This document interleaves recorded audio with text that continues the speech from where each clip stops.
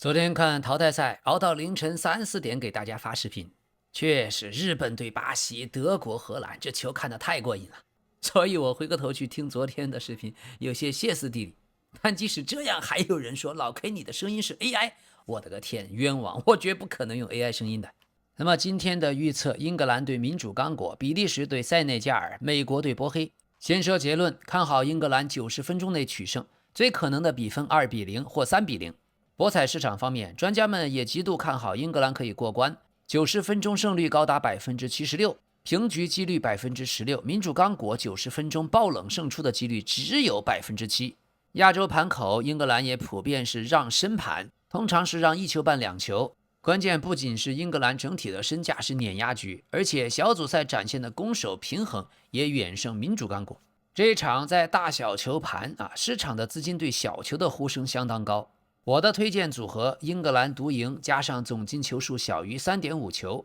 那么英格兰队这一场，拉什福德会不会成为最大的变量？是不是有可能在首发的位置上改变老 K 对英格兰的信心呢？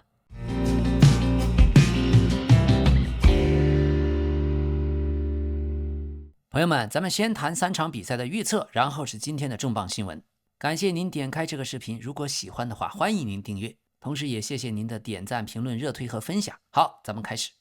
拉什福德小时候纯正的曼联青训太子，从5岁开始，他每次去训练就要换成4辆不同的公交车，而且因为家人没人有车，也没有人有驾照，所以必须还有人请假陪他去。每次他们换成了公车，然后出城去了索尔福德，路上没有好吃的东西，即使倾盆大雨也风雨无阻。训练几个小时，妈妈总是在那里等着他。而在曼联老的青训球场 The Cliff， 教练告诉拉什福德的第一件事就是你要展现自我。小时候，拉什福德周围到处都有5人制的比赛，但要参加的话，每个球员必须要付1英镑，而这种比赛甚至是全年龄段的，所以孩子们和几乎已经成年的男人在一起比赛。就这样，拉什福德总是向妈妈要1英镑，但如果赢了比赛，球队就能得到所有的奖金。但是拿到这些钱也只够买一张去老特拉福德看球的门票。即使如此，即使年龄很小，但拉什福德带着球队还真就赢过几次。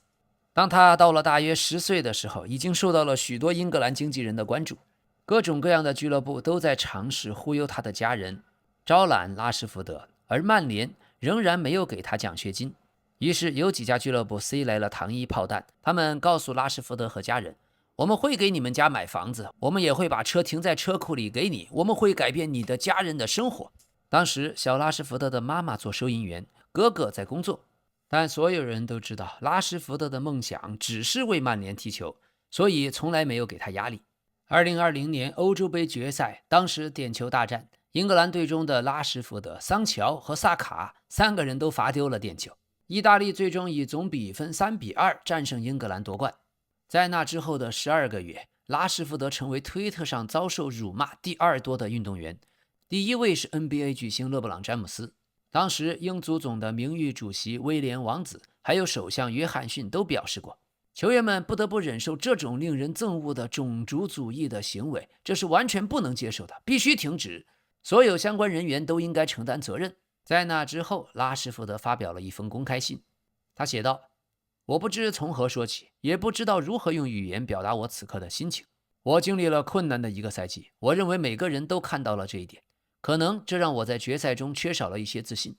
我一直希望自己能罚点球，但感觉不太对劲儿。在助跑的过程中，我节省了一些时间，最终不走运的结果不是我想要的。我觉得让队友们失望了，让大家失望了。一个点球是我应该为球队贡献的最大力量。我做这梦都能踢进的点球，为什么那个球却丢了呢？自从我主罚过后，它就一直在我的脑子里反复回放，可能都找不到一个词儿来形容这种感觉。55年的历史，因为一个点球没能改写，我只能说声对不起，真希望事情不是这样的。我想向队友们说对不起。今年夏天是我经历过最好的一次集训，队友们都发挥了重要的作用，我们之间的兄弟情谊已经建立，并且牢不可破。你们的成功就是我的成功，你们的失败也是我的失败。我从希望中获得成长，不管我的肤色是什么，我在哪里长大，或者我在场外如何过的，我可以整天接受对我表现的批评，说我主罚的不够好，他应该被罚进啊等等。但是我永远不会为我的出身以及我从哪里来而赔罪。将三狮的标志挂在胸前，看到家人们在成千上万的人群中为我加油，这是我最自豪的时刻。我期待过这样的日子。今天我从家乡收到的信息是鼓励的，看到支持我的人的鼓励，让我几乎哭出来。我是拉什福德，一个23岁，来自曼彻斯特南部威辛顿和威森肖的黑人。即使我一无所有，这些也是我的一切。谢谢你们所有人的友善留言，我会更强大，我们会更强大。好吧，6年后，28岁的拉什福德，24岁的萨卡。老 K 作为英格兰球迷，相信你们。这里说到萨卡，他确实从小是个乖乖男，他也是足坛很罕见顶尖的学霸。在英国的高考 GCSE， 萨卡拿到了4个 A 星和3个 A， 这是逆天的成绩啊！他从小家庭教育就极其严格，青训的时候，母亲每周末带哥哥去沃特福德青训，父亲则开车送他去阿森纳。所以萨卡几乎所有的作业都是在阿森纳训练往返的汽车后座上完成的，可训练学业两不误。在他刚刚7岁去阿森纳著名的青训学院哈尔恩德试训的时候，父亲就给他买了一件大胆的球衣，背后印着 King Kayo， 因为我们的萨卡 first name 是布卡约嘛，所以卡约国王。但是萨卡自己小时候觉得这太高调太尴尬，根本就不想穿，生怕一去了青训学院就被大家当成是那种狂妄自大的孩子。但是在父亲的不断鼓励和坚持下，他只能硬着头皮穿着去了。结果证明父亲是对的，萨卡后来真正成为了酋长球场的国王。而那时候的阿森纳俱乐部为了防止小球员们受伤或者过度疲劳，通常不鼓励他们参加学校的业余比赛。但萨卡小时候太爱踢球了，他经常瞒着俱乐部偷偷的在周中代表自己的小学和高中参赛，有时候下午刚刚帮学校拿到了校际杯的冠军，晚上又拍拍屁股去阿森纳训练了。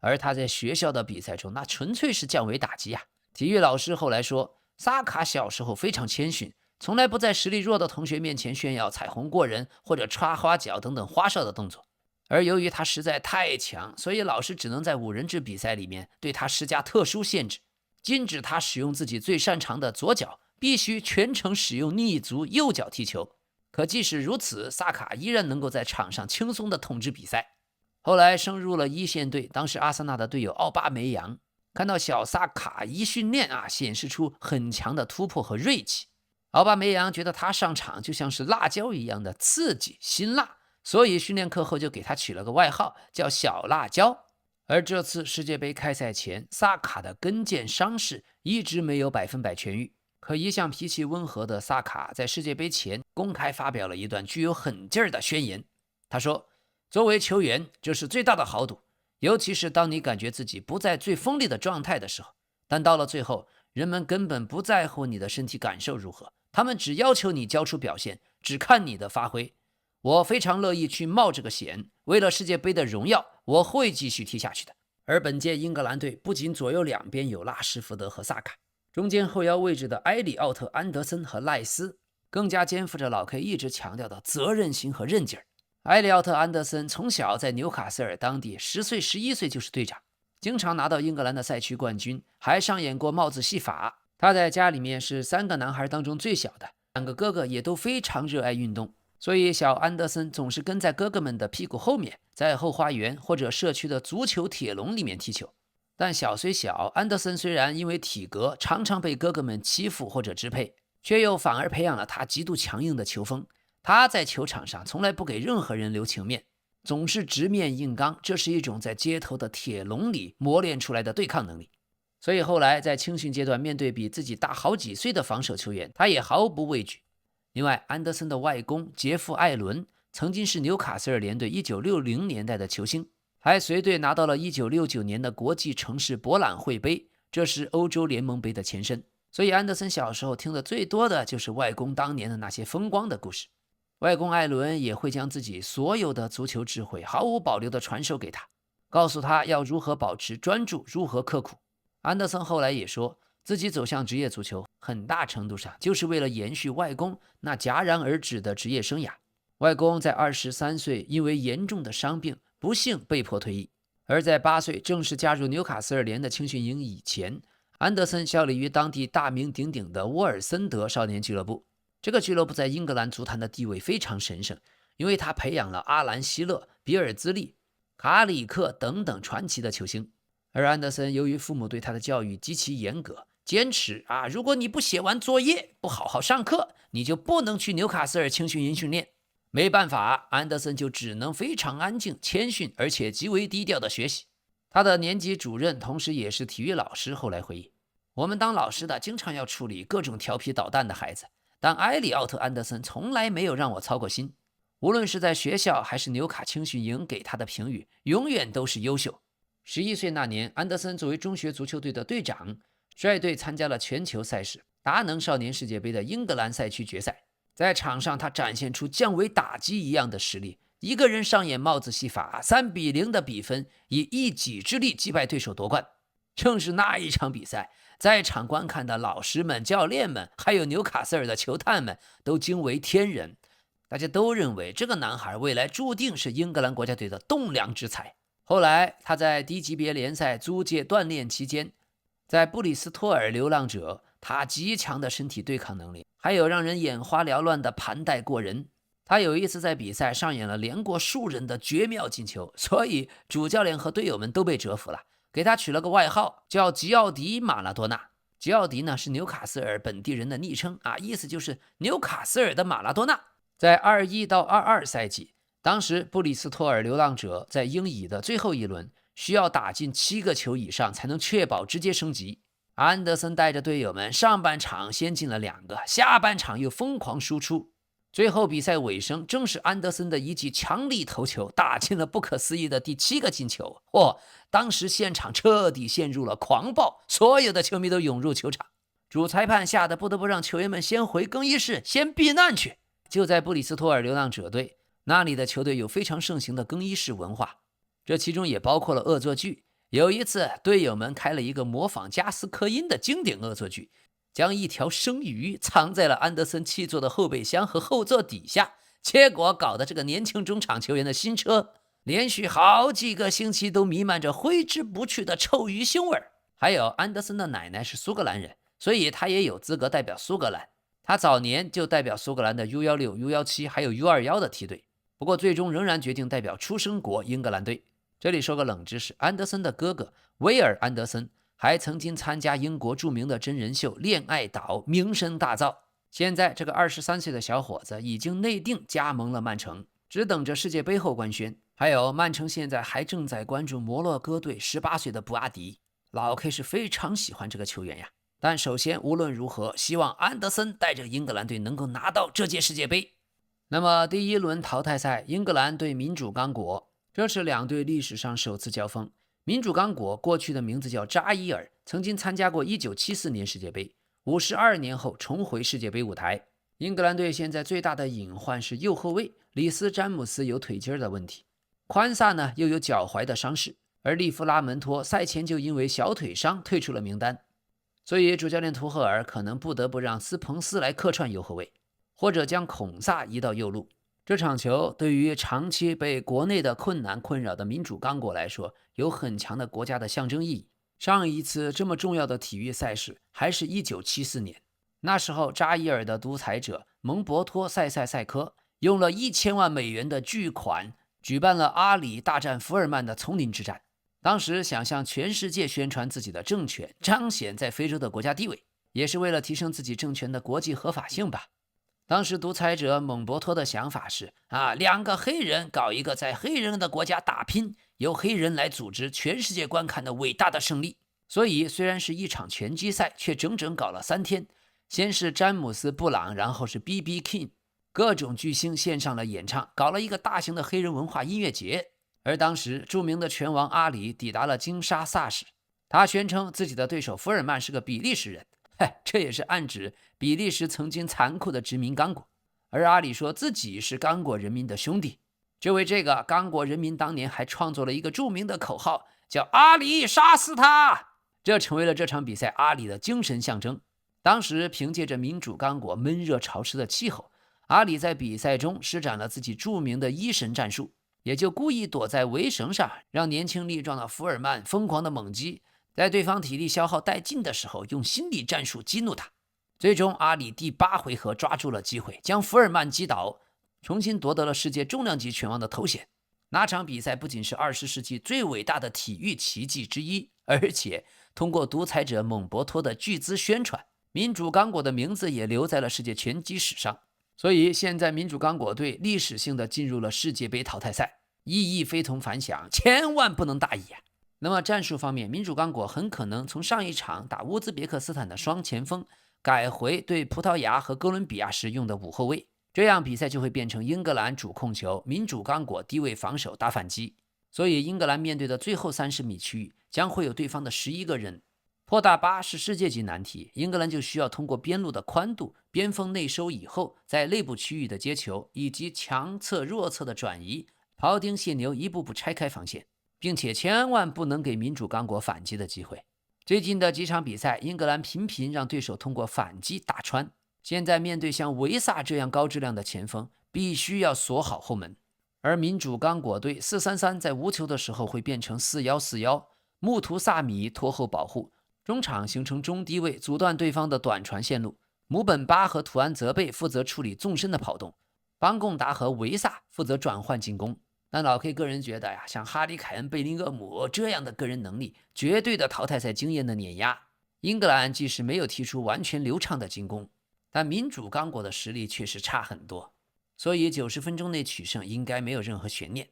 好，比利时对塞内加尔，先说结论，老 K 看好比赛1-1或者0-0进入加时。赔率和博彩市场方面，市场倾向于在90分钟内双方势均力敌，比利时破门乏术，而塞内加尔有很大的爆冷潜力，所以更理智的看好双方都有进球，以及总进球数偏少，预计整个比赛过程会相当的焦灼。说到比利时，必须熟悉一下他们第一攻击手左路的边锋多库，他的父亲大卫和哥哥杰弗逊一家人都是狂热的足球迷，父亲年轻时还是一个田径运动员。每个周末父子3人都会雷打不动坐在电视机前观看英超的 Match of the Day， 而且多库从小就多动症，从来不是那种干坐着看，跟哥哥一起都是一边看电视一边在狭窄的客厅里疯狂模仿英超球星的过人动作，而旁边的妈妈因为担心他们会砸坏家具，一直在旁边唠叨。他从小长大的地方距离比利时的老牌俱乐部皇家安特卫普不远，但由于家庭条件有限，没有办法经常去现场看球。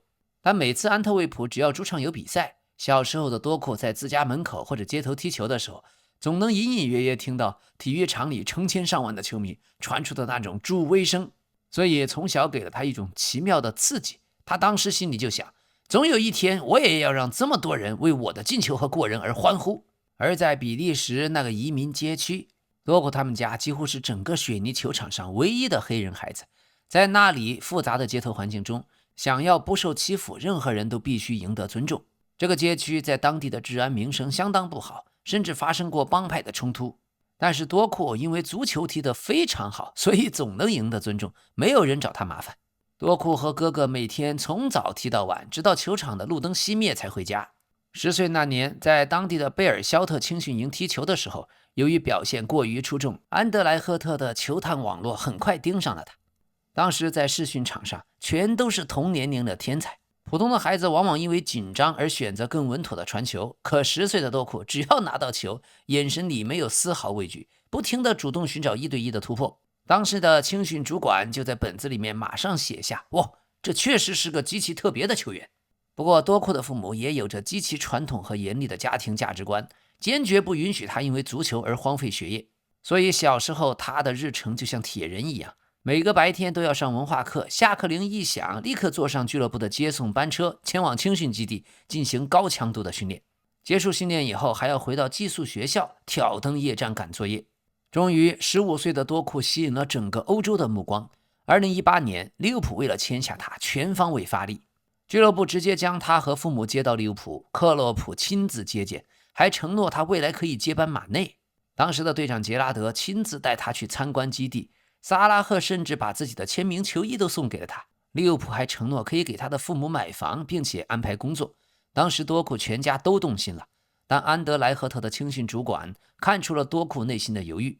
于是为了留住天才，主动联系了同在安德莱赫特青训出身的师兄卢卡库。卢卡库给多库发来了一段语音，他以过来人的身份劝他：杰里米·多库，你现在去英超太早了，你会在大俱乐部的梯队里迷失的。留在安德莱赫特，先踢上一线队，等你出名了，你想去哪儿就去哪儿。而正是这条语音彻底浇灭了多库去利物浦的热情。他当时直接就对爸爸说：我们回家吧，我想留在安德莱赫特。而且多库这孩子有些特立独行，其他的小孩很喜欢在卧室里贴满梅西、C 罗或者小罗的海报。多库呢，他坚信我是来踢我自己的足球的，我不需要崇拜别人。所以他小时候房间的墙上没有任何人的海报。而且他还有些叛逆，青训时期只要教练在场边冲他咆哮传球，多库传球，这时候多库的耳朵会自动闭合啊！我就喜欢过人，他们越喊我越想把前面的人都过掉。我是在享受足球，没人能夺走我的过人的快乐。16岁的多库迎来了自己一线队的首秀。当时由于安德莱赫特一线队伤兵满营，所以周末就来青训营接了几个年轻球员参加队内的对抗赛。结果一上场，一线队的老大哥们本来还有些消极怠工，但看到多库一拿球，就像一辆小跑车一样嘛，砰砰砰连续爆破，充满了极度疯狂的饥饿感。当时的青训主管在一旁都看呆了，主教练只看了10分钟，就转头对他说：好了，他以后不用回青年队报道了，直接留在一线队。几天以后，多库就完成了职业生涯的首秀。最后说一句，多库虽然代表比利时国家队，但他对父母的家乡加纳有着非常深厚的情感，甚至25年还专门回加纳探亲，还领取了加纳护照。而他妈妈贝琳达虽然对足球其实一窍不通，但非常擅长用最传统的方式安抚多库，每次总会喜欢给他做加纳传统的富富和加纳炒饭。嘿嘿，老 K 倒不知道这富富是个什么好吃的，但正是这种熟悉的非洲的香料味儿，妈妈亲手做的炒饭，让多库总能在现代足球极度崇尚身体对抗和战术纪律的体系中，随时得到安抚，随时能找回街头足球那最纯粹的快乐。而他的哥哥杰弗逊过去是安德莱赫特青训球员，现在是多库全职经纪人。这里多说个小故事，当时在安德莱赫特17岁的多库遇到了主教练孔帕尼，而孔帕尼虽然名义上是主教练，但身体状态还能踢球，所以经常亲自下场参加队内高强度的对抗训练。一般来说嘛，17岁的年轻小将遇上了这样的老大哥，又是主教练，都会多少给些面子。但多库可不管，他看着孔帕尼这种英超冠军气质的队长，这种铁塔一样的身形，什么都不管，直接原地踩起了单车，用自己恐怖的爆发力和突然的晨间变向，直接把孔帕尼晃开了半个身位，带球强突了进去。孔帕尼被甩开之后也没有生气，反而露出了极其欣慰的笑容。这一幕也是安德莱赫特训练场上的名场面。但虽然非常看重他无与伦比的天赋，孔帕尼却对多库只为了过人而过人这种街头习惯感到很头疼。孔帕尼又是个典型的细节狂魔，所以经常会在训练后单独把多库叫到办公室，一起拉着他看录像复盘。最常对多库唠叨的一句话就是杰里米多库，你不需要每次都去尝试连过15个人，或者做出什么惊天动地的动作，听我的，把球传出去，然后加速跑到后点去那里等着捡漏，去进那些最简单的空门。所以正是他对边锋进球效率的这种严苛要求，帮助多库从一个街头杂耍少年成为了真正高效的职业球员。而另一方面，多库自己也对孔帕尼有过预言，他说孔帕尼当年在安德莱赫特提前对我进行的那种瓜迪奥拉式足球的启蒙，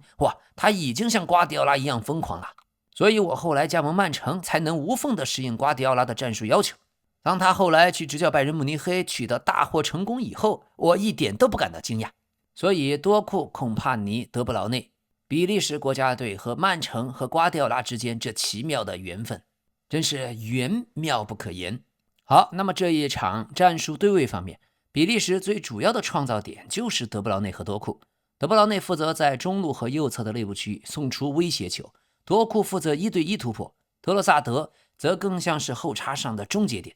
如果德凯特拉雷踢伪中锋，比利时的控球可能更顺，但如果卢卡库上场，则可以直接压住塞内加尔的中后卫，制造禁区内的对抗。塞内加尔这边最明确的武器是转换进攻方面，他们会尝试绕过比利时第一道的压迫，将球快速送到前场，让马内、让萨尔、恩迪亚或者雅克松冲击比利时的后防线。比利时如果边后卫压上的太深，两侧身后和内部区域会很危险。另外，比利时队还要避免被塞内加尔的身体对抗拖慢节奏。塞内加尔的中场很可能用伊德里萨盖耶、帕普马塔尔萨尔或者拉明卡马拉轮番的压迫德布劳内和蒂勒曼斯。而如果比利时中场能及时将球快速转移到弱侧，多库和托罗萨德就能得到更多1对1的空间。还有定位球，比利时这边的主罚点有德布劳内、蒂勒曼斯、德屈佩尔和特罗萨德，塞内加尔则有雅各布斯、拉明卡马拉、迪乌夫和马内。在僵局的时候，定位球会考验双方的中后卫身体对抗，也会考验门将的状态。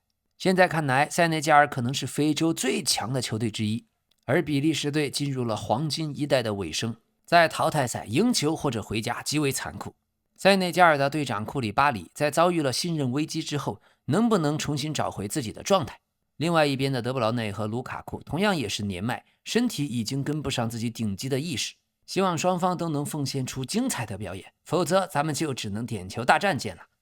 OK， 那么美国对阵波黑，老 K 看好美国获胜，最可能的比分3-1或者2-1。这一场在90分钟常规时间内，美国队获胜的平均赔率在-265到-280之间，晋级的赔率高达-750。波黑获胜的赔率在-700到-900之间，常规时间打平则在-380左右。美国队是绝对的热门。在让球盘，亚洲普遍给出美国让-0.5球到-1.5球不等，而让-0.5的盘口非常吃香，机构对美国能在常规时间解决战斗的信心充足。大小球方面，大球小球差不多，大球稍微热一点点。那么老 K 的建议，直接压住美国能在常规时间获胜，可以再考虑加一个双方都有进球。还有，我倾向于总进球数会超过2.5球，这是因为占据了主场优势的美国队，他们的阵容深度更厚，主教练波切蒂诺的战术也比较先进，而且侵略性十足。波黑在防守方面有较大的漏洞，在过去对阵强队的时候频繁丢球。还有美国队长普里西奇已经伤愈归来，中锋巴洛贡在小组赛阶段发挥极为出色。最重要是在波切蒂诺的带领下，美国队在进攻端的转换速度简直是碾压级别的。不过防守方面，美国也有隐患，特别是波黑有泽科这样的老将，非常擅长利用定位球和高中锋制造威胁。巴洛贡这个中锋在纽约出生，伦敦长大，他在阿森纳青训整整待了10多年，随后去到法甲完成了整个的蜕变。01年出生在纽约的布鲁克林，2岁便跟随家人迁居伦敦。少年时期，他辗转了热刺、阿森纳的梯队，小时候就已经展露了射手的天赋。U18 轰入了38个球， U21 轰入了37个球。他的特点，门前的嗅觉、对抗、体能、高位逼抢的习惯，全部都是按照现代英格兰足球的高强度标准打磨的，有当今现代英伦前锋那种硬朗扎实的球风底色。但是阿森纳一线队人才济济，很难给他稳定的出场机会。22到23赛季，巴洛贡租借到法甲的兰斯队，整个赛季37场法甲，狂轰了21个球，创下了近60年来法甲新人外援进球的纪录。随后引来摩纳哥队重金求购，以3000万到4000万欧元的转会费将他签下。阿森纳还保留了2次转会分成。不过到了摩纳哥，由于伤病，他的状态有起伏，但本赛季已经彻底走出了低谷。全年各项赛事43场，19个进球，5个助攻，甚至连大巴黎的防线也多次被他打穿。他能够背身做支点，也有灵巧的跑位，在门前的终结能力非常稳定，所以现在是摩纳哥队9号主力中锋，也是本赛季5大联赛数据最好的美国籍球员。关于他最有趣的事情是01年他的尼日利亚母亲佛罗伦斯挺着个大肚子去美国的纽约度假。当他结束了假期准备飞回伦敦的时候，机场的值机人员看着他的肚子实在是太大，以安全为由拒绝让他登机，除非他能够出示伦敦医生的证明你才能走。无奈之下，母亲就只能留在布鲁克林亲戚的公寓里，结果巴洛贡就在纽约出生了。所以美国队真应该感谢当时这个负责任的机场值机人员，要不是他，巴洛贡也没有美国国籍，美国又哪来这么好的中锋？而且他母亲在多年前就已经认定虽然巴洛贡还没想过，但我早就替他决定好了，以后就要为美国队踢球。而且巴洛贡这个球员从小就特别的早熟，他第一任启蒙教练曾经回忆，在同龄人里，巴洛贡当年是降维打击，而且他的球商不是教出来的。教练有句很有趣的评语说，大多数觉得自己是贝利的10岁的小孩，每场比赛都恨不得一个人灌他100个球，但巴洛贡从来不这样做。他小年纪就成熟得非常可怕，他知道怎么传球，怎么利用空间，他的足球智商从小就远远甩开其他人好几条街。另外，在阿森纳的青训营，巴洛贡从小就和英格兰超级巨星萨卡是形影不离的好哥们儿。两个人同岁，都是01年出生，而且都有尼日利亚移民家庭的背景。这两个人加起来，你想想多可怕，就像二战的英美联军呀。不过后来萨卡选择英格兰队，巴洛贡选择美国队。两个好兄弟在23到24赛季开始前还私下里打了一个赌君子协定。巴洛贡说，如果这个赛季萨卡达到了我们设定的某个数据进球或者助攻数，同时我也达到了我的目标，那么我们就要给对方送一份大礼，一块名表，很贵的那种。不过很遗憾，虽然萨卡在23到24赛季表现很出色，但巴洛贡由于伤病那一年整体数据中规中矩。另外在23年，当时巴洛贡公开的表示很纠结，到底要代表英格兰还是代表美国队呢？萨卡当时在巴洛贡前往美国度假和美国足协官员会面的那段时间，经常在巴洛贡的社交媒体评论区留言。阿森纳的球迷当时都笑侃萨卡正在执行100%强度的招募的任务。但最终巴洛贡官宣加入美国队，萨卡不仅没有感到遗憾，反而第一时间送上了公开的祝福。他们之间的感情远超国家队的界限。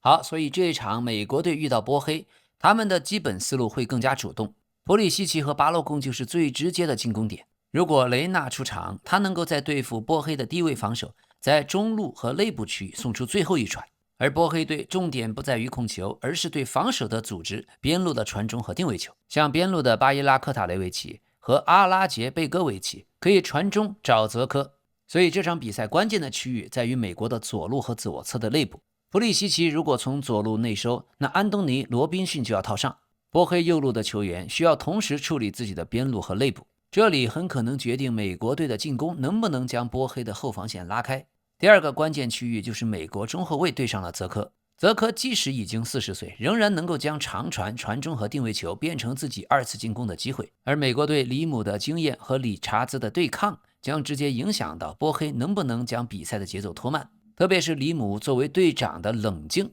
这是考验美国队在淘汰赛阶段防线最需要的东西。对了，波黑队的巴伊拉科塔雷维奇，他出生在美国马萨诸塞州，24年却选择代表波黑队出战，而且在对意大利的附加赛点球大战还罚进了关键的点球。这个在美国出生选择波黑队的球员，对美国球迷来说也很有话题性。这里老 K 再说段冷知识，关于美国足球的历史。球员雷纳的家族和美国男足的前主教练贝尔哈特之间有过风波，这也是美国足球史上最有戏剧性的家长联手手撕教练的丑闻，甚至引发了当时美国足协官方长达几个月的独立调查。22年卡塔尔世界杯前，年仅20岁的吉奥雷纳被视为美国队最有天赋的新星，可当时主教练贝尔哈特在开赛前明确告知雷纳，他在22年卡塔尔世界杯的角色将非常有限。于是得知自己要坐板凳以后，雷纳的情绪就崩溃了，在训练和热身赛表现出极度的消极怠工。这种态度引起了教练组和队内老球员的强烈不满。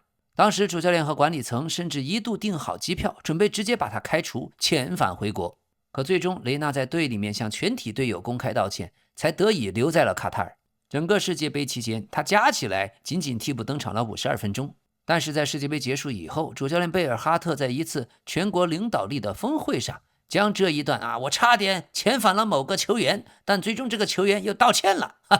这种队内的秘闻他当作管理的案例分享了出去。虽然没有点名，但媒体和球迷们迅速破案，锁定了这个人就是雷纳，导致雷纳在社交媒体上遭到了铺天盖地的网暴。雷纳随后被迫发文承认了这件事，但也公开质疑主教练背叛了像队内这样的谈话是绝不外传的承诺。于是看到自己儿子在网上被网暴，雷纳的父母可坐不住了。要知道雷纳家族和贝尔哈特家族曾经是几十年的至交。吉奥雷纳的父亲克劳迪奥雷纳是美国传奇的国脚，而且也是过去的队长。母亲丹尼尔也是美国前女足的国脚。他们俩和贝尔哈特从高中到大学时代一直都是队友，一直都是闺蜜。于是为了给儿子复仇，并且向美国足协施加压力，雷纳的父母立刻采取了非常决绝的手段。雷纳的母亲丹尼尔直接给当时美国足协体育总监打电话，举报贝尔哈特在1991年30年前大学时候，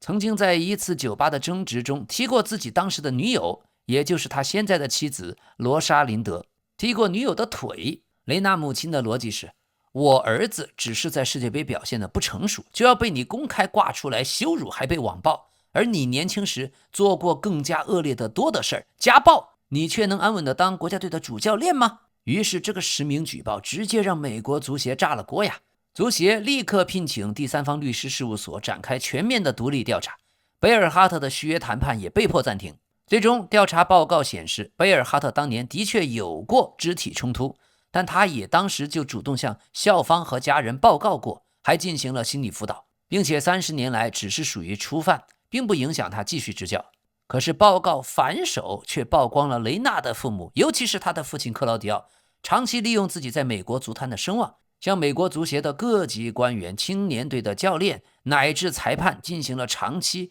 不正当的施加压力、抱怨，还有职场的霸凌，这都是为了庇护自己的孩子，劣迹斑斑呀。最后，克劳迪奥·雷纳迫于巨大的舆论压力，辞去了奥斯汀 FC 俱乐部的体育总监的职务。23年秋天，经过了调查证明清白的贝尔哈特重新被美国足协聘为国家队主教练，于是他不得不再和年轻的吉奥雷纳在国家队重新共事，双方在表面上达成了职业性质的和解。雷纳也在随后在中北美和加勒比国家联赛中拿出了不错的表现，可是两大家族之间那深深的裂痕从来也没有真正的愈合。只要雷纳在场上的表现稍微有点起伏，这段豪门恩怨马上又会重新被翻出来讨论。好在美国队由于24年夏天美洲杯表现糟糕，小组出局，贝尔哈特正式下课。随后来了世界级的名帅波切蒂诺，这对于球员吉奥雷纳来说也是真正意义上的新生。波切蒂诺作为一个外来的大牌教练没有任何在美国本土的利益纠葛，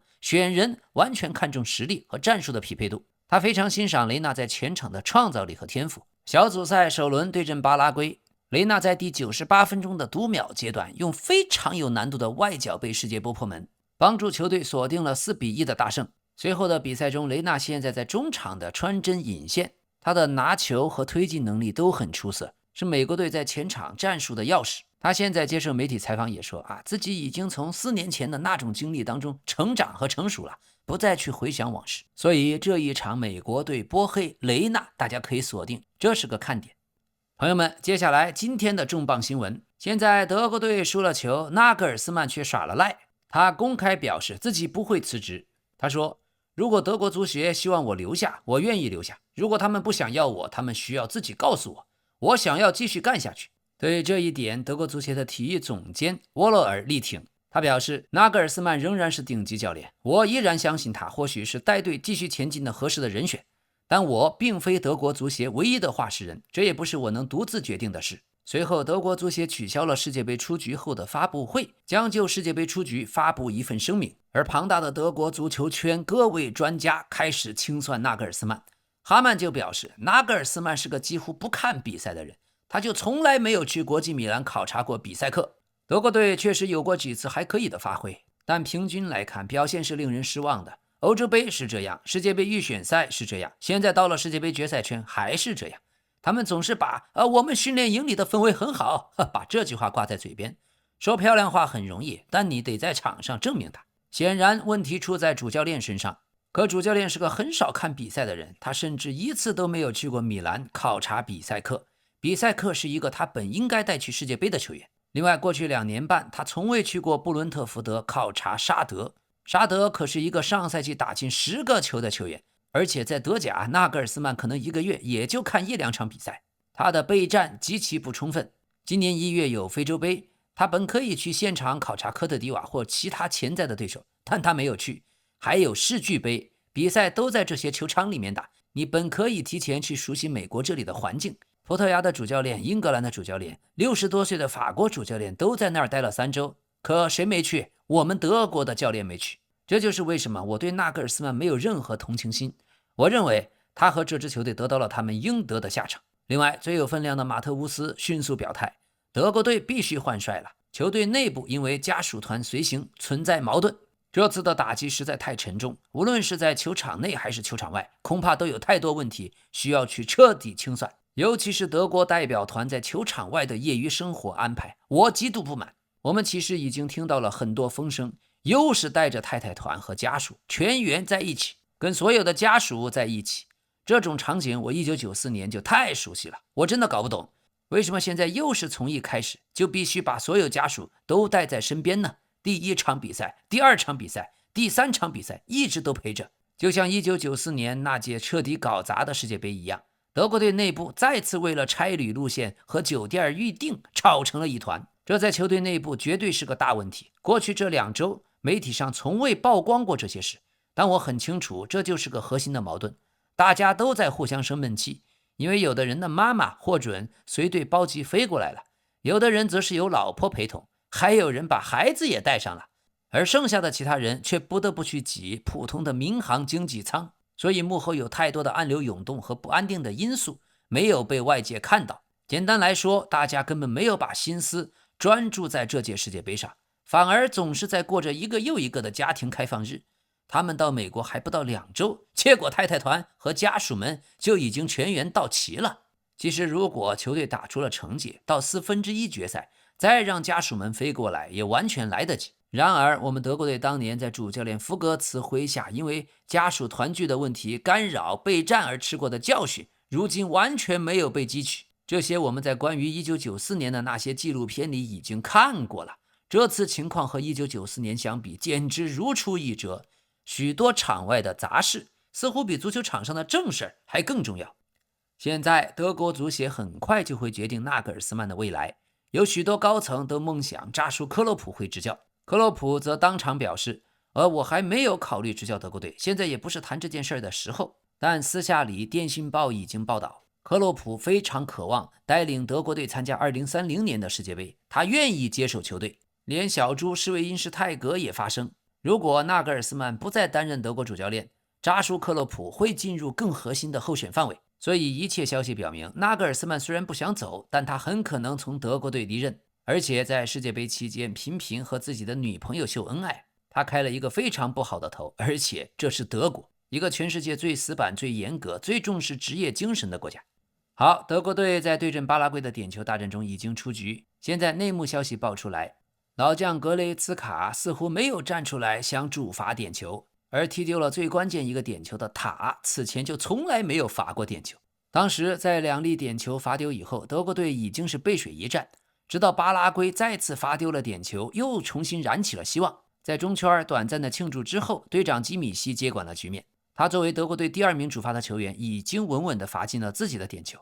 队长基米希逐一地询问剩余的球员，确定后续的主罚顺序。通过现场的麦克风，基米希的话在电视信号中被清晰地收录。基米希先是向周围询问：“布朗第8个吗？”于是他将点头示意的布朗确定为潜在的第8名主罚球员。紧接着，基米希转向了经验丰富的格雷茨卡，问道：“或者格雷茨卡你来？”然而这时候31岁的老将格雷茨卡当时并没有表现出任何愿意主罚的信号，他只是短暂地鼓起了腮帮子，头部的动作看起来更像是在婉言谢绝。基米希显然明确地理解了他的反应。短暂停顿以后，队长用手指指向了格雷茨卡，明确地说了一句：“你第9个。”将他排在了左后卫布朗之后。随后中后卫安东被基米希安排为第10个主罚球员。所以之前节目里老 K 也说过，基米希和格雷茨卡感情非常好，关系非常好。但没想到虽然年龄差不多，一个当队长的基米希性格如此强硬，格雷茨卡的性格却显得有些软。这里老 K 也不去批评任何一个球员，只是老德国足球的那种精神确实现在丢的差不多了。好，转会市场方面，托特纳姆热刺成功签下了西汉姆联的中场葡萄牙人马特乌斯·费尔南德斯，费用极高，8500万英镑的固定转会费，于是这成为热刺今年夏天第4笔签约。此前罗伯逊和塞内西都以自由身加盟，范赫克以5200万英镑从布莱顿加盟。没想到热刺队也有截胡的一天。可老 K 个人觉得这价格买的太贵了，完全不必要。一个在葡萄牙国家队都打不上主力的球员，竟然能值8500万英镑，这简直是开玩笑。欧洲职业足球圈关于葡萄牙小妖和葡萄牙经纪人那理不清捡还乱的各种复杂的关系，我相信总有一天会大白于天下。另外，荷兰队被淘汰以后，主教练科曼将锅甩给了整个荷兰人民。他说，整个荷兰都在呼吁我们要踢5后卫，于是我们照做了，结果我却因此遭到了批评。不过我根本不在乎，如果让我重新来过，我还是会做同样的选择。嘿嘿，好嘛，花这么多钱请你来干啥的？这不粘锅甩得真漂亮，能将锅分给全部荷兰人民，是老 K 绝对没有想到的。而荷兰队被淘汰以后，打进领先一球的加克波，他一个人独自的坐在场上，一个人看着手里拿着的护腿板。此前他在进球后单手指天，泪洒赛场，因为自己的女友遭遇了流产，痛失了还没有出生的孩子。而加克波当时决定继续留队为荷兰队征战。加克波这次世界杯4场比赛场均贡献1球，真的是燃尽了。以前在利物浦队，老 K 对他还颇有微词，可一个世界杯打完，他彻底征服了我。所以作为球员，作为教练，作为运动员，不要怕批评，关键是你要做出怎样的反应。此时此刻，他的女友发了加克波破门后指天悼念儿子的照片，写道：为你骄傲。是的，这才是老 K 想提倡的价值观，真正的男人。而韩国这边已经宣布辞职的韩国队前任主教练洪明甫返回了韩国，但韩国球迷对他有着无尽的怒火想要倾泻。有一段球迷们在仁川机场怒骂洪明甫的视频已经在韩国国内广为流传，其中各种脏话，你这个叉叉养的，就因为你世界杯彻底完蛋啦，你害得韩国足球整整倒退了30年，快把你的工资给我吐出来，你这个卑鄙的叉叉叉，洪明甫，你这个叉叉叉有种出来跟我单挑。嘿，这一系列骂声啊，让一边的李刚人都不仅将视线转了过来看了看。